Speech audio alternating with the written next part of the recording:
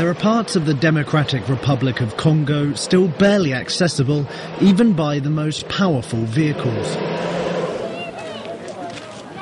The area of Kitutu in the dense forests of South Kivu is cut off from the outside, but for a suspended walkway that bears only pedestrians and motorbikes.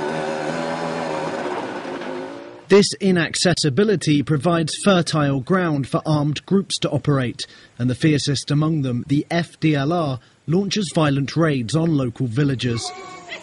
Teacher Mokili Wilondia was at home when 26 rebels attacked his village, raping the women of 11 households and abducting men.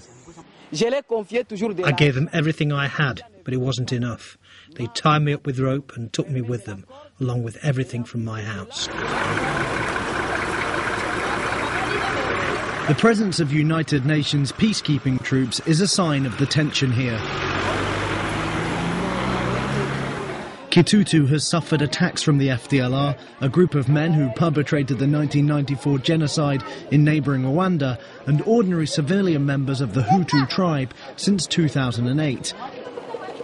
Ironically, some had begun to peacefully integrate into the local community before a government operation to expel them from Congo commenced.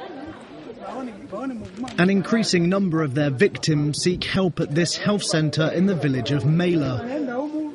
Rape is a well-documented weapon in Congolese conflict, and the clinic treats both women who have been assaulted by the FDLR and some by government troops. FDLR members attacked and raped Menga Manyumba in her home. She receives medical treatment and counselling. I felt terrible shame because this took place in front of all my children. It was a very violent act that really traumatised me psychologically. It made me, a respected mother of several children, feel worthless. The clinic is one of 22 health centres supported by the Czech non-profit organisation People in Need, which, with European Commission funding, supplies medication, training and financial assistance. Head of programmes, Dr. Irene Darnish, says people here are living in constant fear for their safety. People are coming from other territories into Kitutu.